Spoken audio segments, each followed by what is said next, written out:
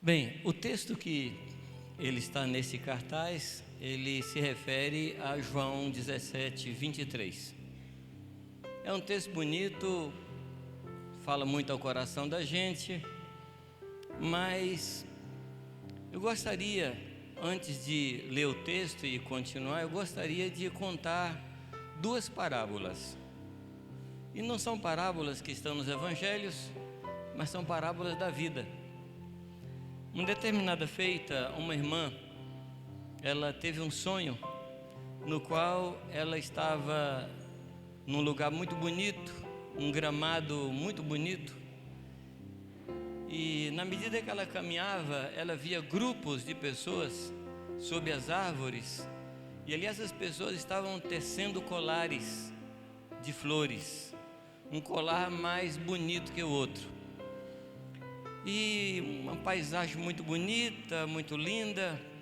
E na medida que essa irmã foi caminhando nesse lugar, adiante ela viu uma fila muito grande e ela, curiosa, foi até o começo da fila. Quando chegou no começo da fila, ela viu que as pessoas estavam à beira de um precipício. E a pessoa parava para olhar o precipício e quem vinha de trás na fila empurrava e as pessoas iam caindo.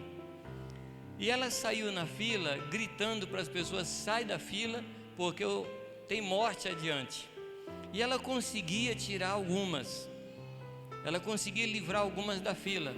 Como tinha muita gente, ela voltou lá atrás, onde estavam as pessoas tecendo colares de flores, e ela convidou essas pessoas para ajudar a tirar as pessoas da fila, porque iam morrer. E as pessoas, a maior parte delas dizia assim: olha, nós não podemos ajudar porque estamos muito envolvidos fazendo colares de flores. Tem alguma aplicação? É uma parábola. Esse sonho é uma parábola. Quantas coisas bonitas nós estamos fazendo que nos impedem de salvar pessoas que estão morrendo. Deixa eu lhe falar uma outra parábola. Vamos dizer que alguém muito querido seu tivesse caído numa fossa, num buraco, num poço, e você tentasse salvar essa pessoa, mas você não tinha força, não teria força suficiente para tirá-la. E aí você vai em busca de um irmão ou de uma irmã e fala assim: olha, me ajuda a tirar essa pessoa do poço. E ela fala: não, eu não posso tirar porque eu estou muito cansado e estou fazendo outras coisas, eu não vou lhe ajudar. O que é que você diria? Eu acho que essas duas parábolas não precisam de explicação. Essas duas parábolas falam muitas vezes da vida da igreja, que muito tempo passa fazendo colares de flores, coisas muito bonitas, mas com pouca eficácia para salvar as pessoas. Jacobina tem 92 mil habitantes aqui na sede, pelo que eu ouvi. Tem 50.090 em todo o município. Quantas pessoas dessas nós queremos salvar? Quantas pessoas dessas estão à beira do precipício? Quantas, amados? E quantas nós queremos salvar? Agora, você é daqueles que vai para a fila tentar tirar pessoas, ou você é daqueles que estão fazendo colares de flores? Esse texto é muito importante que a gente compreenda a razão dele. Esse texto diz, amados, que a oração de Jesus é para que nós fôssemos um, assim como o Pai e Ele, Jesus Cristo, são um. E Ele diz: a fim de quê? Esse a fim de quê é o destino. Esse a fim de quê é o objetivo. É a razão pela qual a igreja deve ser uma. E qual é a razão, amados? Para que o mundo creia. Esse é o objetivo. A questão da unidade não é uma questão de ética ou de estética. Não é porque é bonito que nós sejamos um. Não é porque é ético que nós sejamos um. Não é porque somente, entenda que o somente, é agradável a Deus que sejamos um. Não é só por isso, mas é para que o mundo creia e não se perca. Qual é o peso que eu estou colocando nisso? Qual é a carga do meu coração que eu estou colocando nisso? Não, eu não quero ser um com o irmão não, e já combina que vai para o inferno. Tem até um versículo aí apócrifo que diz cada um por si. O restante do versículo é que diz: e Deus por todos. É um versículo não bíblico, é um versículo. Cada um por si. Amados, quando é cada um por si, Deus não é por todos. Deus só é por todos quando nós somos um.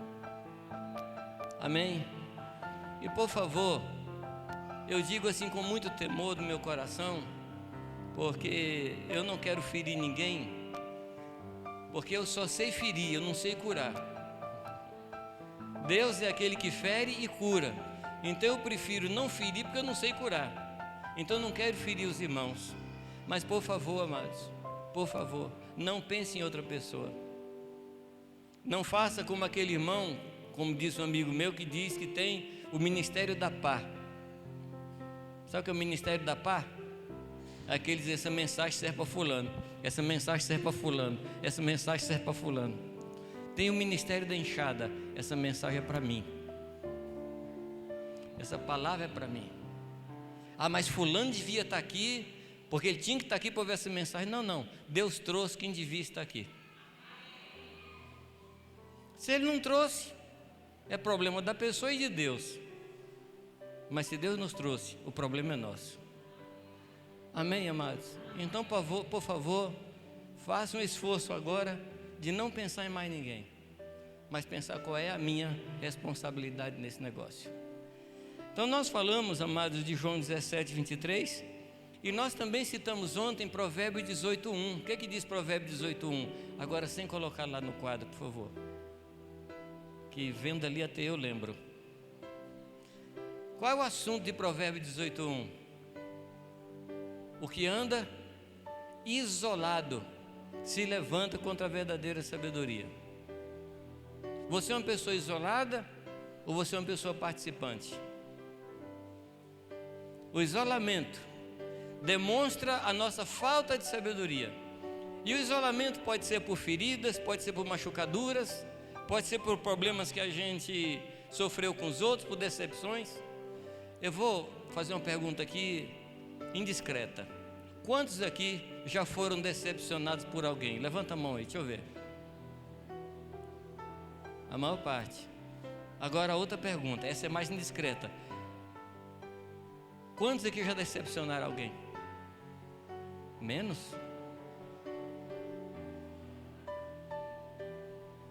Você já decepcionou alguém? Tem aqueles que você sabe e aqueles que você não sabe, que ficaram decepcionados com você e não tiveram coragem de chegar para você, falar: você me decepcionou. E uma pessoa decepcionada, ela toma atitude de se isolar, e ela começa a falar o que Elias falou: não tem mais ninguém. A gente expande o comentário e diz assim: ninguém presta, ninguém me ama, ninguém é honesto, ninguém é sincero. A gente começa a falar essas coisas, mas isso não é verdade. Isso não é verdade. Há um texto em Zacarias, capítulo 13, versículo 6. Eu quero que você ponha esse, por favor. Zacarias 13, versículo 6. Olha que texto interessante. E se alguém lhe disser: que feridas são estas entre as tuas mãos? Dirá ele: são as feridas com que fui ferido na casa dos meus amigos.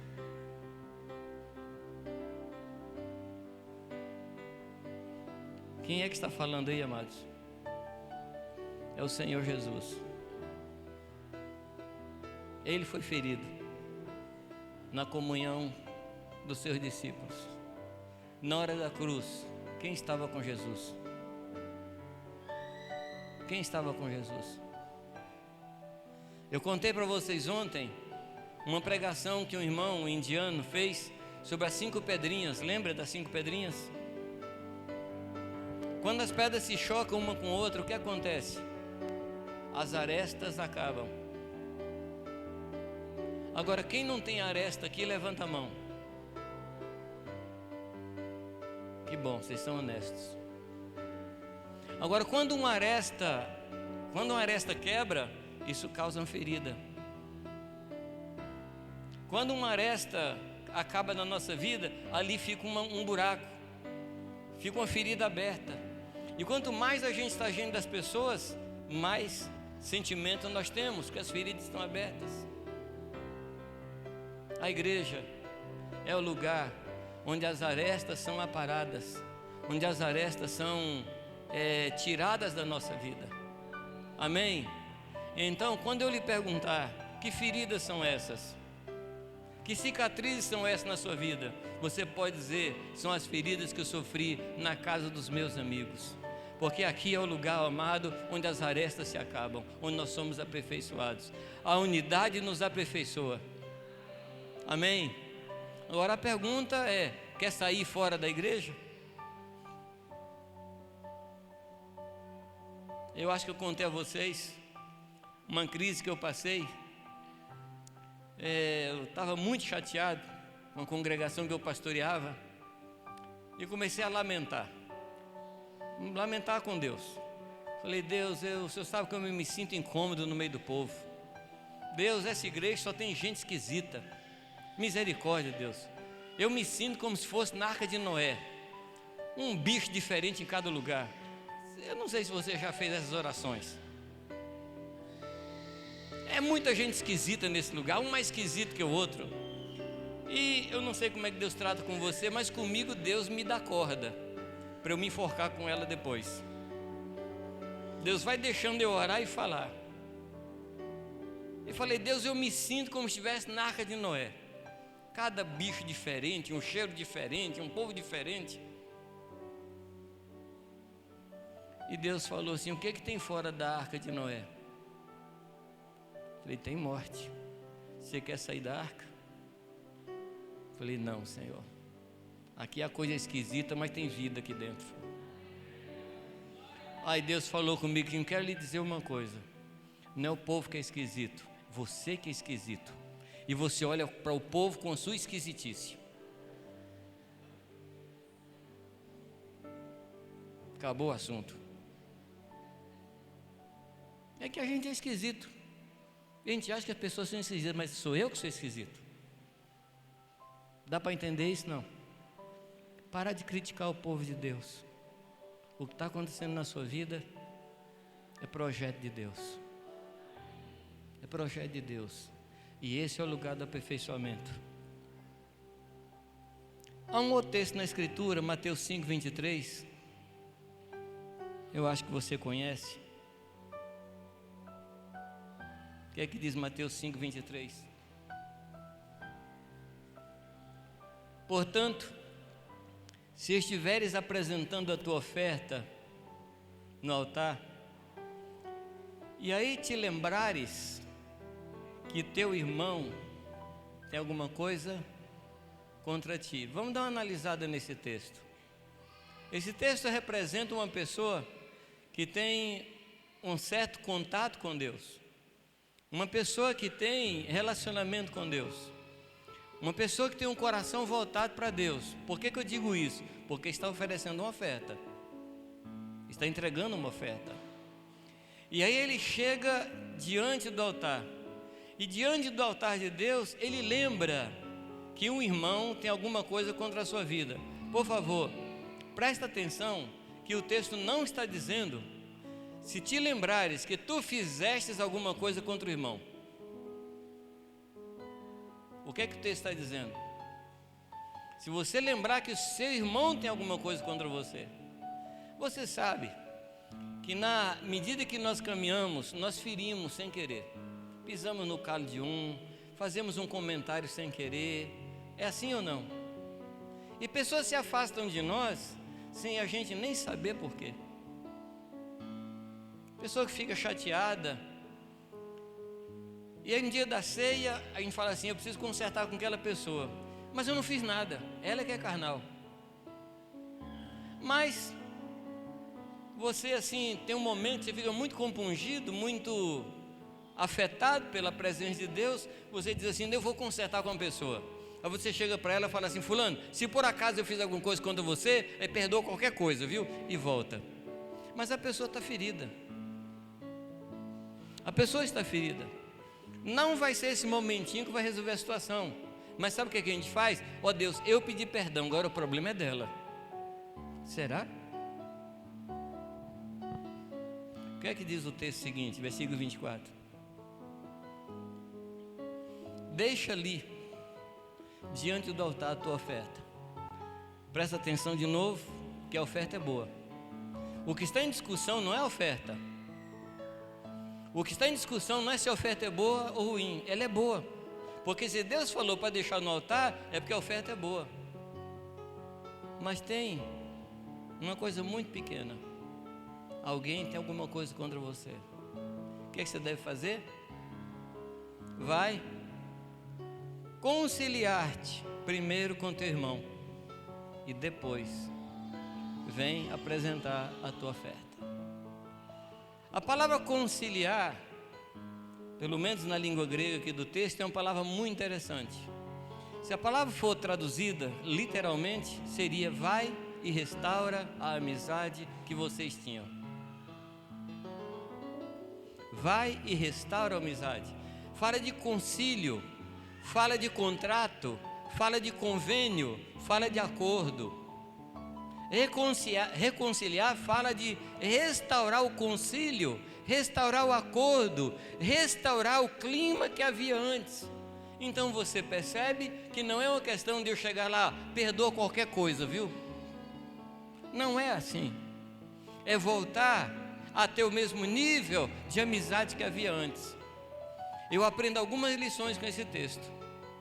A primeira delas é que relacionamento é mais importante que culto. Amizade é mais importante que oferta. Alguém pode dizer amém, não? Ah, mas hoje eu trouxe uma oferta maravilhosa. Aí Deus fala assim: olha, querido, sua oferta é linda, mas você tem um problema, seu irmão tem um problema contra você. Mas aí você argumenta comigo: Jamê, eu não fiz nada. Eu não fiz nada. Eu não machuquei essa pessoa, pelo menos intencionalmente. Deus sabe do meu coração. Já aconteceu isso com você, não? Sim ou não? Amados, nesse rio de Deus acontece. Eu aprendi uma coisa. Eu aprendi a pedir perdão às pessoas, não por aquilo que eu fiz, mas pelo sentimento que eu causei. Eu causei um sentimento. Não foi nada objetivo, não foi nada direto, não foi nada que eu tivesse premeditado, mas eu causei um sentimento. E eu tenho que aprender a pedir perdão. Uma outra coisa que eu aprendi também, não sei se tem alguém aqui na área de psicologia. Tem? Não. Eu aprendi uma coisa, amados, que existe dois tipos de verdade. Existe uma verdade que eu chamo a verdade factual, ou seja, a verdade baseada num fato. Por exemplo, isso é um copo e está com água pela metade. Isso é uma verdade factual, concreta, que ninguém pode dizer que é mentira. Mas uma pessoa que foi ferida, que quase morreu afogada, que ao quebrar um copo foi ferida pelo caco de vidro. Quando ela olha para um copo de água, de que ela lembra? Ela lembra dessa experiência. E isso passa a ser uma verdade para ela. Eu aprendi então que eu não posso discutir a verdade emocional da pessoa. Tem a verdade factual e a verdade emocional. E eu não posso discutir a verdade emocional. A pessoa fala assim: você está falando tudo certo, mas eu não creio mais em você, eu não confio mais em você. O que é que você faz? Me perdoa porque eu lhe decepcionei. A pessoa está completamente errada no que diz respeito a fatos, mas ela tem uma verdade que está diante dela. Estão me compreendendo, queridos? Será que eu estou conseguindo explicar direito? Esse texto fala disso. Pedir perdão a pessoas que você não feriu diretamente, mas pessoas que foram feridas no caminhar. Isso exige humilhação. Sim ou não? Ah, mas eu vou me humilhar de novo. Ô amado, até que Cristo seja formado em você, você tem que se humilhar. Até que não haja nada mais de você e só de Cristo, você tem que se humilhar. Quantas vezes? Se o perdão é 70 vezes 7, o pedido de perdão deve ser a mesma coisa. Quantas vezes vou pedir perdão? Até que eu restaure a amizade de novo com essa pessoa. Eu não vou dar descanso ao meu coração enquanto eu não resgatar a amizade que eu tinha com aquela pessoa. Aí você pode falar, Jamê, esse é um caminho difícil. Amados, mas é o caminho. Olha, depois que Jesus desceu do céu para me conquistar, aí não sei mais qual caminho que tem mais difícil que esse. Como nós cantamos, Ele desceu da sua glória para chegar até a minha insignificância, até a minha podridão. E Ele deu todos os passos, eu não dei nenhum. Ele deu todos os passos para me restaurar. E hoje eu sou amigo de Deus, não porque eu tenha escolhido, mas porque Ele escolheu ser meu amigo. Você sabe qual é o cúmulo disso? Você sabe qual é o cúmulo dessa história? É quando Jesus, lá no Getsemane, quando os guardas, os soldados, os judeus chegam para prender a Jesus, quem é que está na frente? Quem é que está na frente?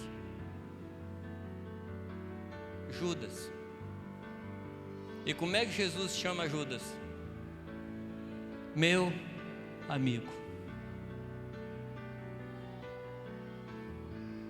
Judas, por assim dizer, tinha todo o direito de não ser amigo de Jesus, mas Jesus não tinha direito de não ser amigo de Judas.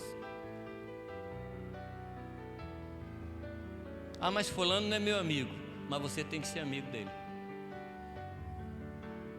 Ah, mas ele não gosta de mim, você tem que gostar dele. Aliás, amados, não existe nenhum mandamento na Bíblia que diz assim, gostai-vos uns dos outros. Não tem. Porque gostar é um negócio assim, eu gosto de quiabo, não gosto de feijão, não gosto de arroz, não gosto de macarrão. E também não gosto de algumas coisas que as pessoas fazem. Mas a Bíblia não manda eu gostar. A Bíblia fala que eu tenho que amar. E na medida que eu amo, eu passo a gostar. Até dos defeitos da pessoa. E a minha Bíblia diz que o amor cobre multidão de pecados, multidão de defeitos. Amém? De que é que nós estamos falando, amados? De uma vida verdadeira com Deus, que reflete uma vida verdadeira com os irmãos. Unidade não é questão de estética. Unidade é uma questão prática, que vai trazer como consequência a salvação das pessoas que estão ao nosso redor. Isso não é brincadeira, amados. Isso não é brincadeira. Isso é a razão de ser da nossa vida. Amém? Você tem alguma pergunta sobre o que a gente falou de ontem para cá? Queria que vocês estivessem livres. Eu faço muita pergunta, então quem faz muita pergunta deve dar também o direito que as pessoas façam perguntas. Alguma pergunta? Você não entendeu alguma coisa ontem? Então, se você não entendeu, pergunta para o Márcio depois. Tá bom? Em Gênesis, nós lemos algumas coisas interessantes em Gênesis. 6 vezes Deus falou que era bom. Lembra ou não? 6 vezes. E na 7ª vez Ele falou que não era bom. Não era bom o quê? Que o homem estivesse sozinho. Então eu queria chamar sua atenção e queria lhe convidar a que você pregue essa palavra para a pessoa que está do seu lado. Não é bom que você esteja só. Mas fala assim, fala mesmo.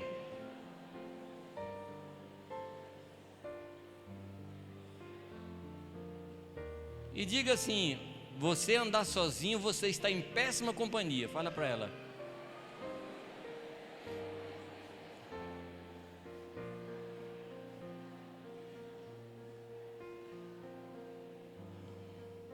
Anos atrás, um boletim da nossa congregação, lá em Jundiaí, alguém soltou uma frase, eu nunca descobri de quem foi a frase, mas no boletim dizia assim: 2 coisas impossíveis de se fazer sozinho.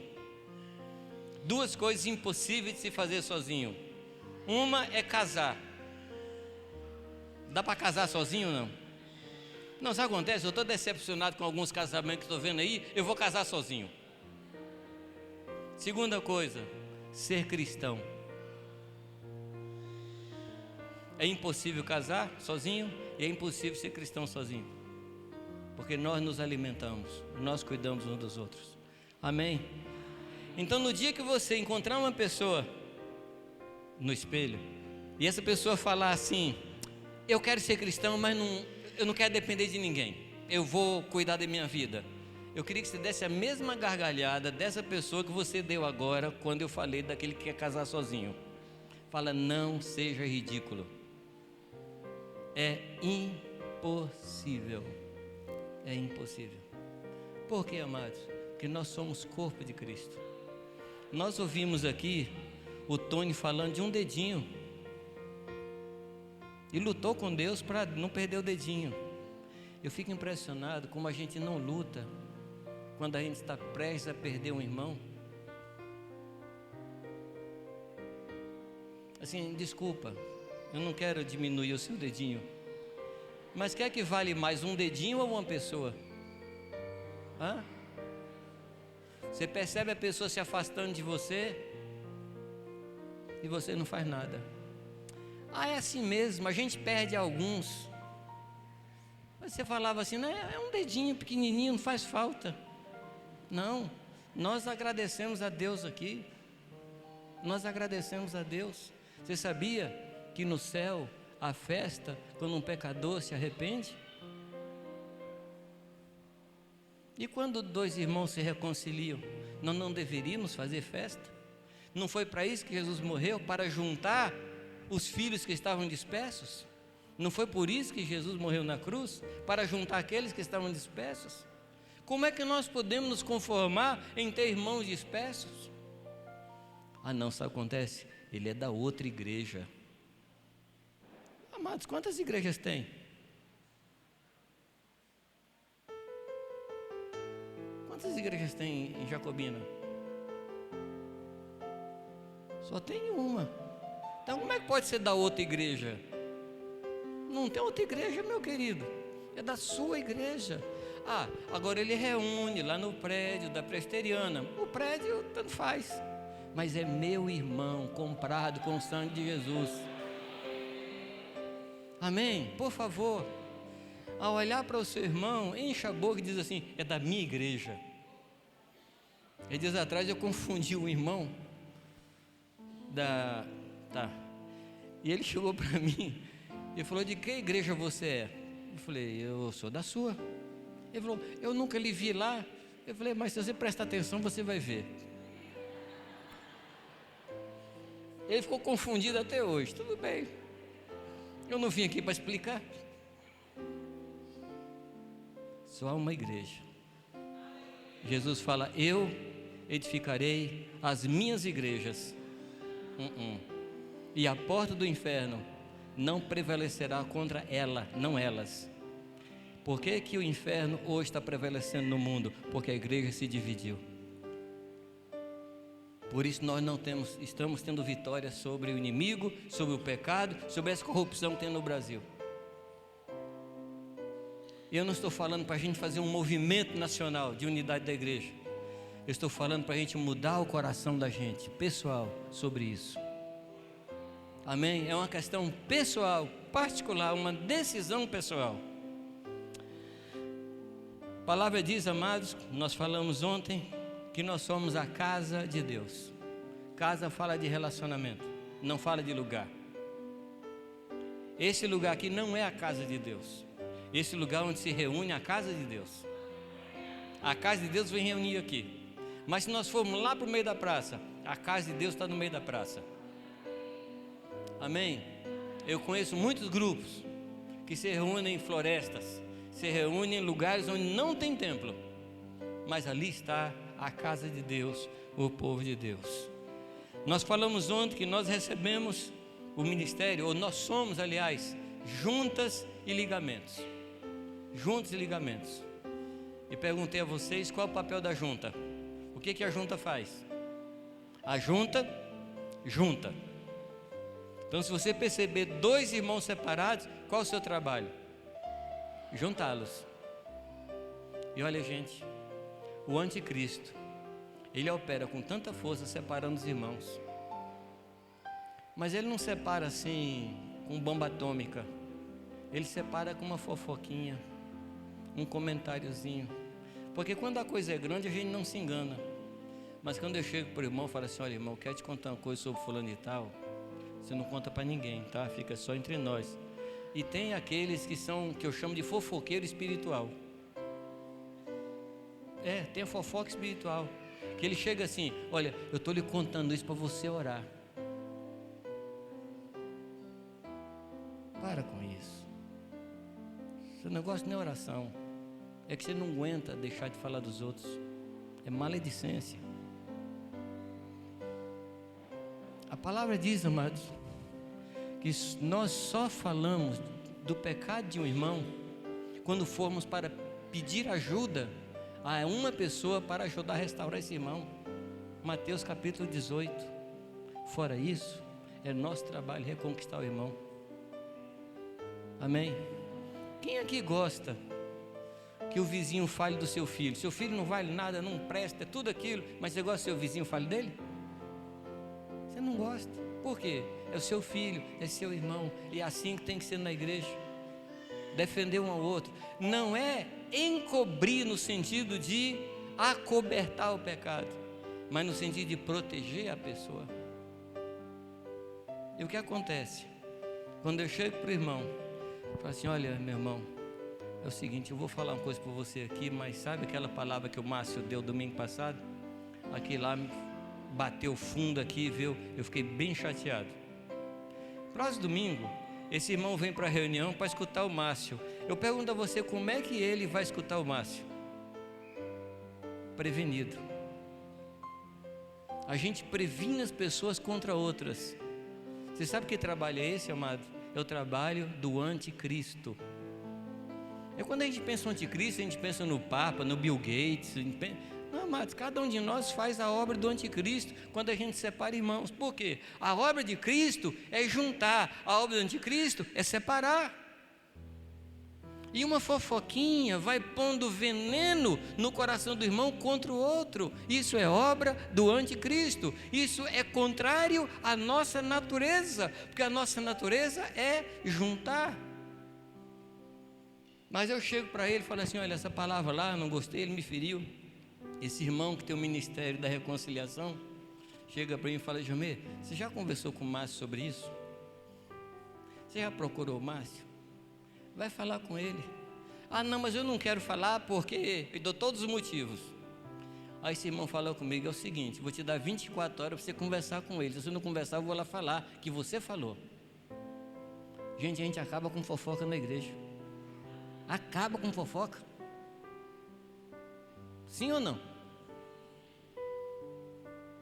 Se você tem alguma coisa contra o seu irmão, vai você e ele.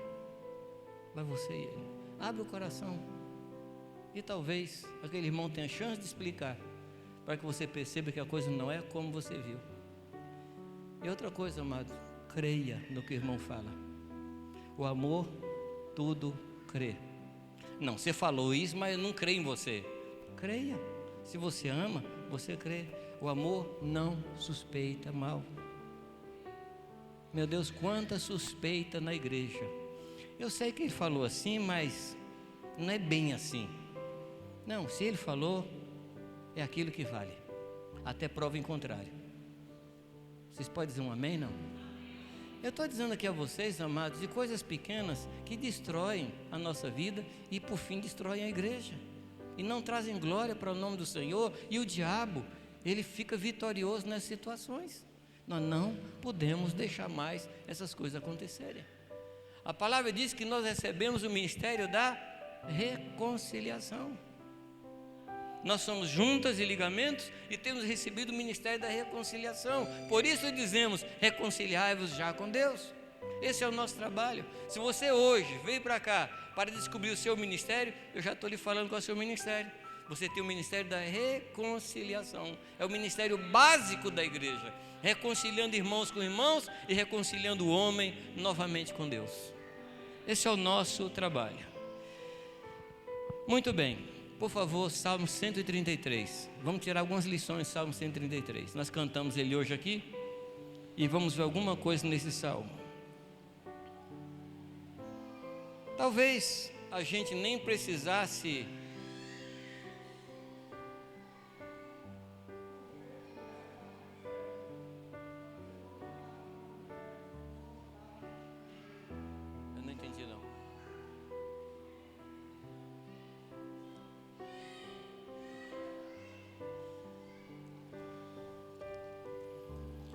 vai abrindo Salmo 133.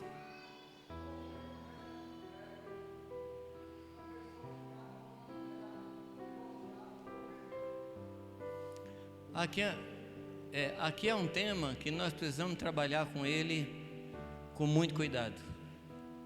Com muito cuidado. Existem situações onde o casamento não existiu. Existem situações onde o casamento existiu e ele deve ser mantido. Mas a gente pode conversar depois, tá bom? Não me furto a essa conversa. Salmo 133. Em primeiro lugar, quem é que está falando aí? Quem é que está falando esse salmo? Quem? O Espírito Santo. Ele usou Davi, mas é o Espírito Santo. E o que é que o Espírito Santo está dizendo? Que é bom e suave, que os irmãos vivam em união. Quem é que está dizendo que é bom e suave? Tem outra versão que diz que é bom e agradável. Quem é que está dizendo isso? Quem está dizendo, amados? O Espírito Santo, o mesmo que falou lá no capítulo 1 de Gênesis, que é bom.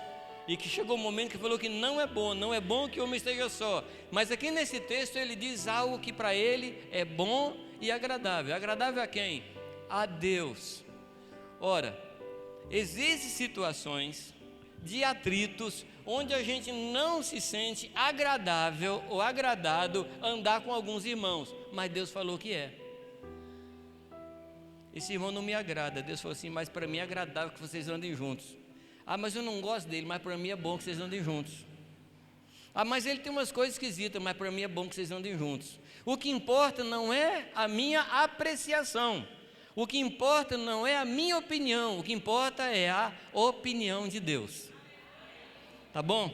Eu vou arriscar aqui agora. Eu queria que você pensasse numa pessoa difícil, fora de você. Outra. Aquela pessoa é difícil? Tá, não olha para o lado não que fica feio. Depois a gente conversa sobre isso. Fica na fila ali, ó.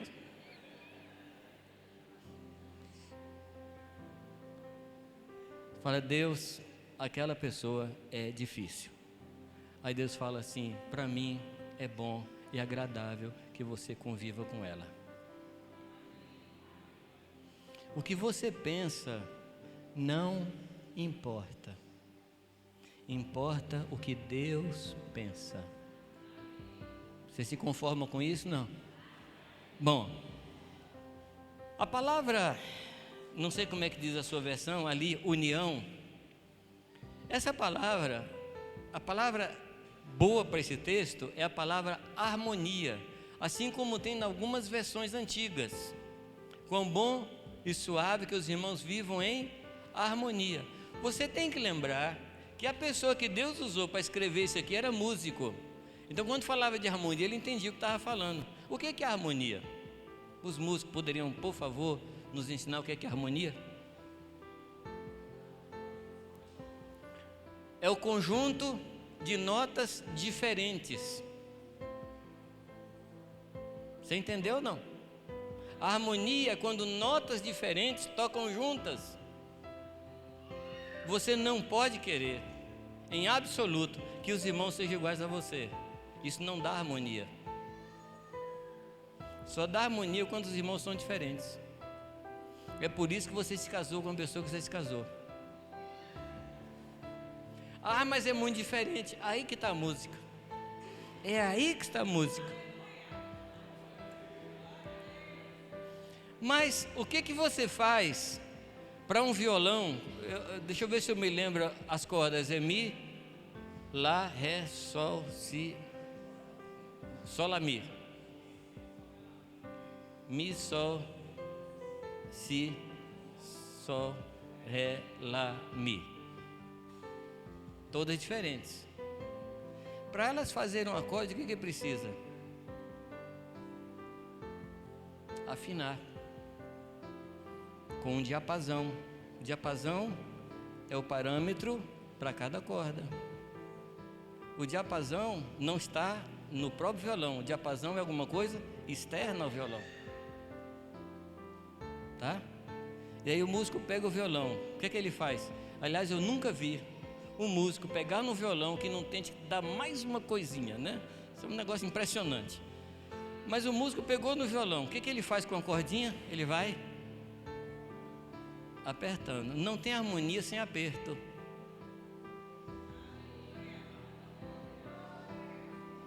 Aí quando ele vai tocando, o que a nota faz? Ai, ai, ai, ai. Fica tranquilo que ele não vai quebrar você. Meu amado, está difícil? Está difícil? Tem muito atrito? É a mão do músico afinando você.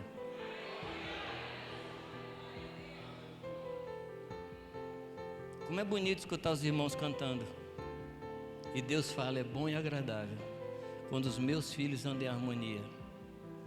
Agora, não é fácil. Não é fácil para a nossa carne. Não é fácil para o nosso ego. Não é fácil. Porque, primeiro, a gente não se afina por si mesmo. Sim ou não? A gente não se afina por si mesmo. A gente se afina pelo Senhor. O Senhor é o nosso padrão. Vamos continuar um pouco mais? Não vai dar tempo da gente pegar cada versículo desse texto. Vou só pegar algumas verdades dele. É como óleo precioso sobre a cabeça. Aqui está falando do azeite, o Espírito Santo que vem sobre a cabeça, que é Cristo. E o texto fala da barba de Arão, fala do ministério sacerdotal, que é o ministério da igreja. E diz que desce sobre a barba. Barba fala de maturidade. Amados, unidade é coisa de gente madura. Unidade é coisa de gente madura. Se você pegar duas crianças, colocar ali no canto e deixar elas brincando e dar um brinquedo novinho, lindo para as duas, deixa ali com elas um brinquedo só. Daqui a meia hora, daqui a 1 hora você volta. Aí uma criança está para outra, não, por favor, brinca você. Não, por favor, é seu o brinquedo. Não, mas eu quero que você brinque. O que é que você vai encontrar? Possivelmente um bocado de peça e algumas pernas quebradas. Porque unidade não é para gente infantil. Unidade não é para crente carnal, como diz Paulo em 1 Coríntios capítulo 3. Unidade é para gente madura. Quanto mais maduro, mais unidade você vai ter no seu coração. Você vai deixar as coisas de criança. É meu, eu primeiro, eu quero. Me desprezaram, ninguém me ama. Tudo coisa de criança. Está me entendendo, queridos?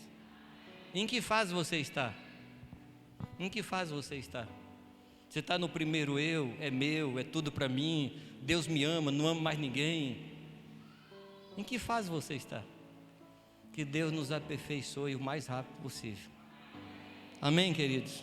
Aí ele fala que é como o Vale do Hermon. O que é o Hermon? O Hermon é um conjunto de montes que fica no norte de Israel.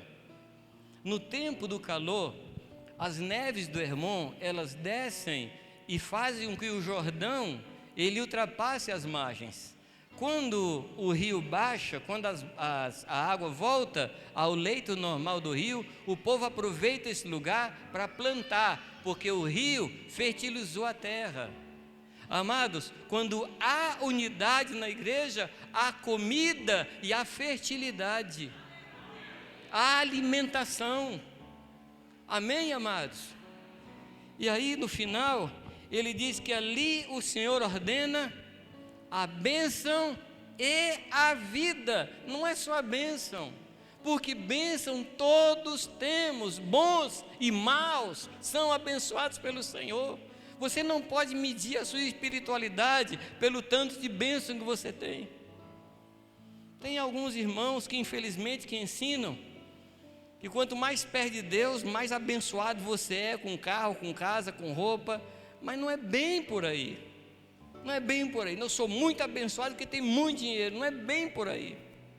Porque a minha Bíblia diz que Deus faz o seu sol nascer sobre bons e maus.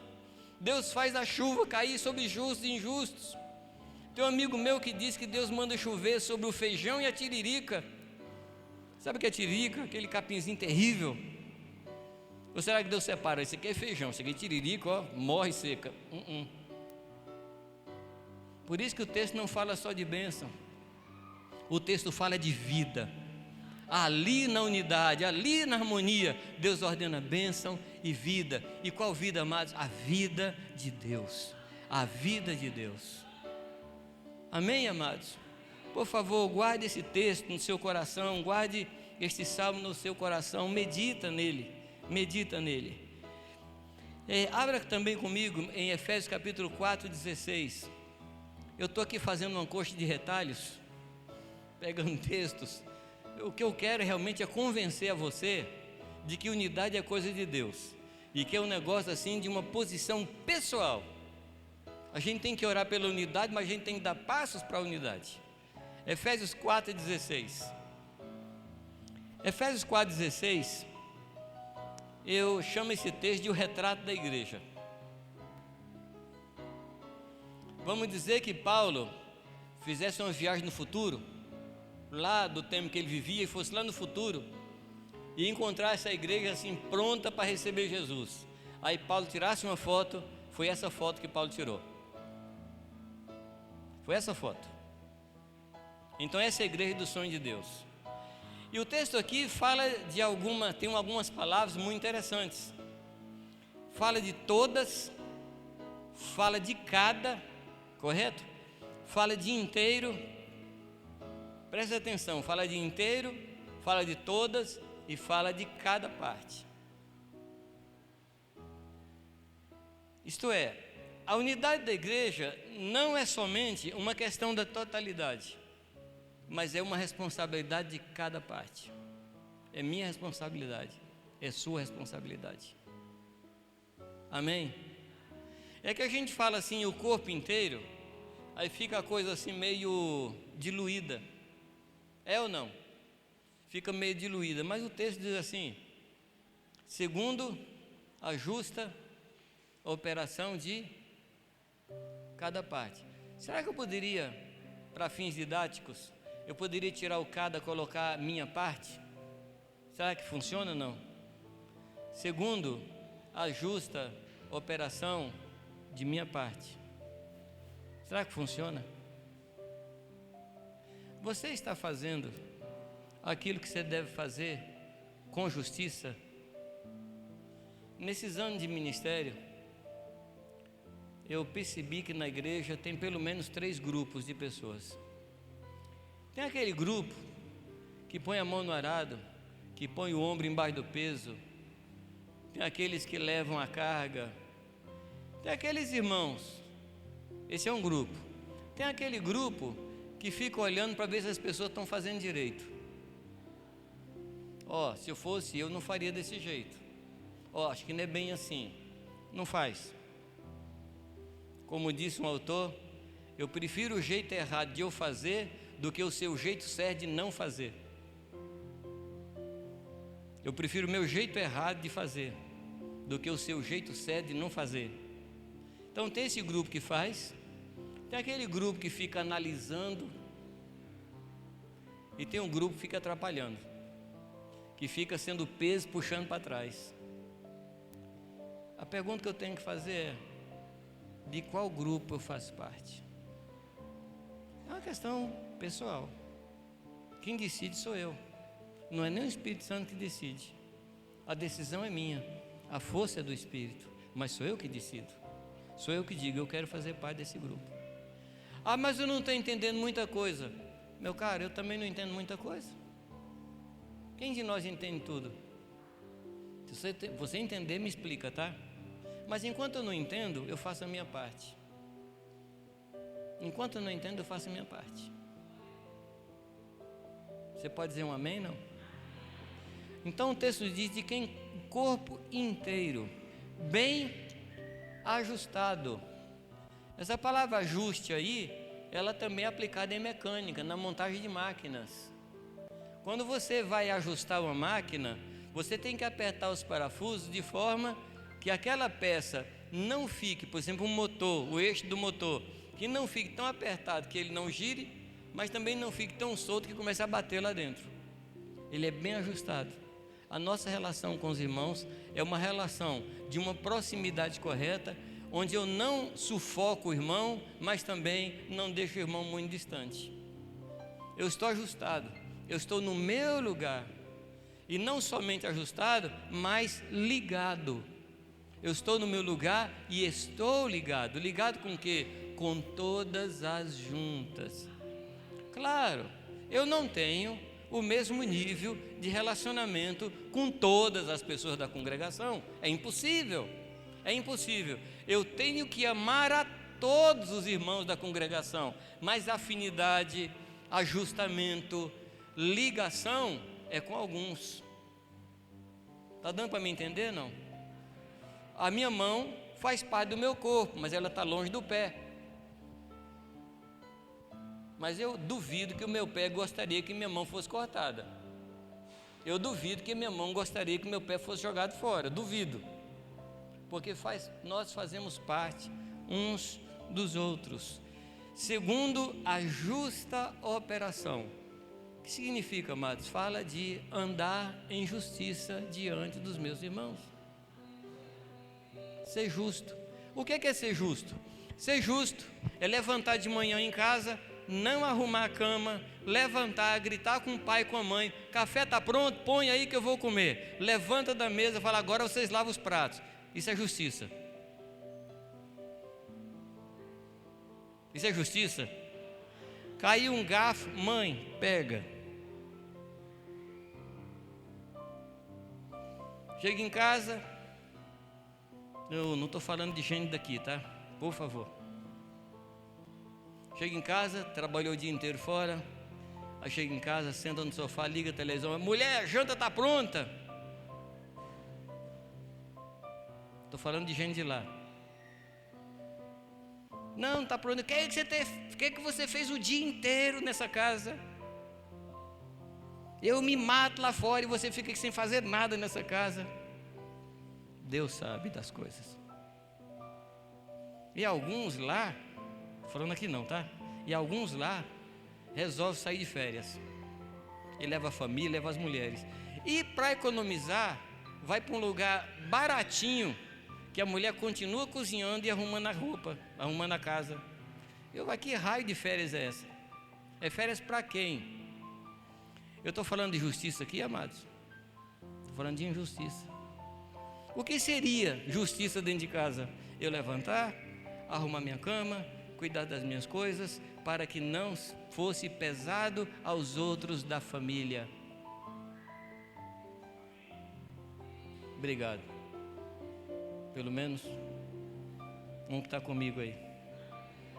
Como eu estou falando do pessoal de Jundiaí, né?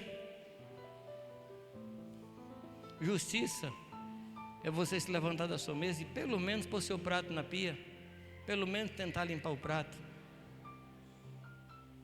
A minha esposa, ela não gosta que eu arrume os pratos nos armários, que ela diz que eu não arrumo do jeito dela. Mas é uma questão de arrumação alternativa. Eu tenho uma outra arrumação, não é? É ponto de vista. mas eu procuro aprender. Como é que você quer que arrume? Porque eu acho que é uma questão de justiça. A gente às vezes fala em justiça social, mas a gente não fala em justiça dentro de casa. E se nós formos injustos dentro de casa, no meio da igreja a injustiça continuará. Justiça em casa é eu saber, Pai, quanto é que é a luz, quanto é que a gente gasta de energia elétrica, e eu vou cooperar, Pai, para a gente gastar menos. Pai, quanto é que a gente gasta de, fala aí, dá uma ideia aí, vai. Água. Pai, eu vou cooperar para a gente não gastar muita água. Isso é justiça. E se a gente não for assim, amados, aqui na família maior nós seremos as mesmas pessoas. A gente não sabe quanto gasta de energia, quanto gasta de água, e a gente não coopera. Por quê? A gente vem injusto de casa e continua injusto.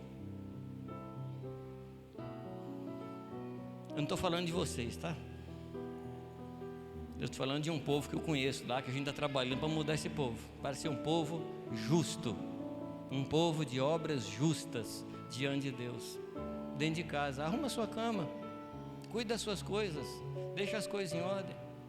Eu contei outra vez para vocês aqui, que as minhas meninas, elas chegavam em casa, hoje graças a Deus não é assim, todas são casadas, têm suas casas, mas chegava em casa, entrava na porta da cozinha, que entrava pela porta da cozinha, elas tinham um jeito de pegar o tênis e soltar o tênis assim, o tênis virava e caía onde caísse. E todo dia eu ouvia minha esposa falar, aqui não é o lugar de tênis, aqui não é o lugar de mochila. Todo dia. Falei, Deus, esse negócio cansa. E entrei no meu quarto, no meu escritório e fui orar a Deus. Falei, Deus, olha, Senhor, faz alguma coisa, Deus tem misericórdia. Eu estava realmente assim, chateado com aquilo. Falei, Deus, minhas filhas são muito bagunceiras, Senhor, faz alguma coisa. E Deus, assim, uma delicadeza fantástica. Deus falou assim, olha para a sua mesa. E a minha mesa estava assim, Gênesis 1:1. Um caos. Honestamente, eu não terminei minha oração. Eu parei na metade da oração, levantei e fui arrumar minha mesa. Falei, preciso começar de mim, porque bagunceirinho é filho de bagunceiro. Cada um gera segundo a sua espécie. As coisas mudaram lá em casa, graças a Deus. Graças a Deus. Esses tempos atrás, minha filha ligou para mim e falou, pai, onde é que está a escritura da casa? Ah, mas naquela hora eu subi no pedestal, eu estava... Falei, está na terceira gaveta, numa pasta vermelha, assim e assim. Nossa, eu estava... Uma chance, né? Ela achou a escritura e falou, pai, você está organizado, né? Eu falei...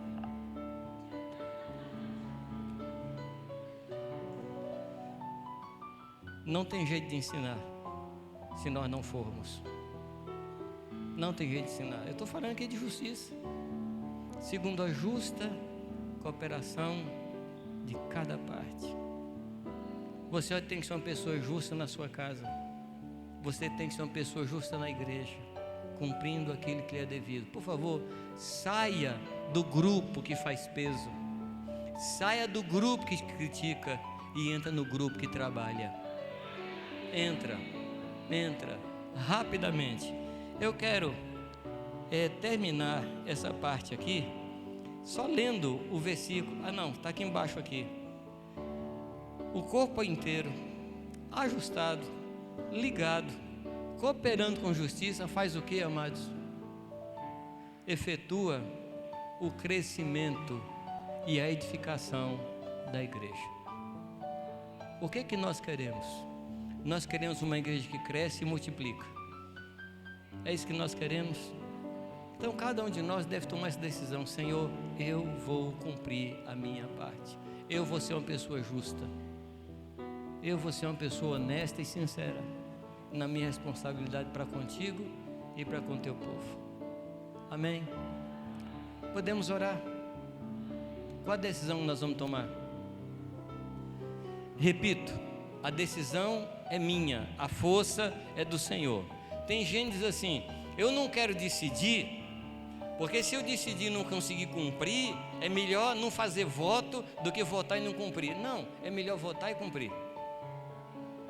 Esse é o ensino da Escritura, é melhor votar e cumprir. Não tenha medo, você faz o voto e Deus lhe dá graça. Mas o voto é seu, o voto é você quem faz.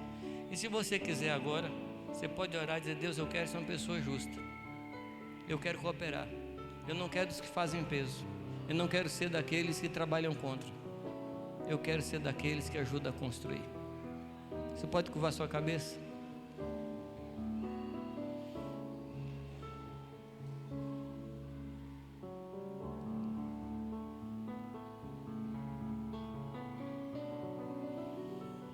Senhor, aqui estamos nós, num tempo de obra do Senhor em nossas vidas, num tempo de aperfeiçoamento, num tempo de trabalhar do Teu Espírito.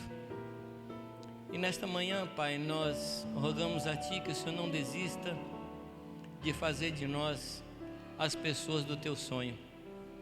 Aquilo que o Senhor sonhou com cada um de nós, nós pedimos que o Senhor, por Tua misericórdia, continue até que nós sejamos como o Senhor deseja. Rogo por cada irmão, por cada irmã aqui nesta manhã, que o Senhor nos guie no caminho da justiça, que o Senhor nos guie no caminho da retidão. Nós queremos ser retos, honestos, justos no meio da Tua casa.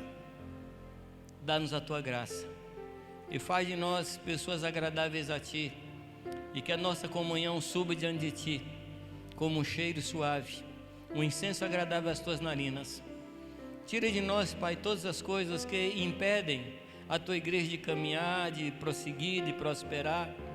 Tira da vida de cada um de nós, e nós queremos ver o Teu nome crescer, o Teu reino prosperar, a Tua igreja, Senhor Deus, trabalhar nessa região e muitas pessoas chegarem aos Teus pés. Toma o Teu povo, cada um de nós, cada um que curvou a sua cabeça, cada um que se derramou diante de Ti agora. Atende a oração, Pai. Leve essa oração diante de Ti mesmo, Senhor, e responde a oração que se faz deste lugar nesta manhã, em nome de Jesus. Amém. Muito obrigado, amados.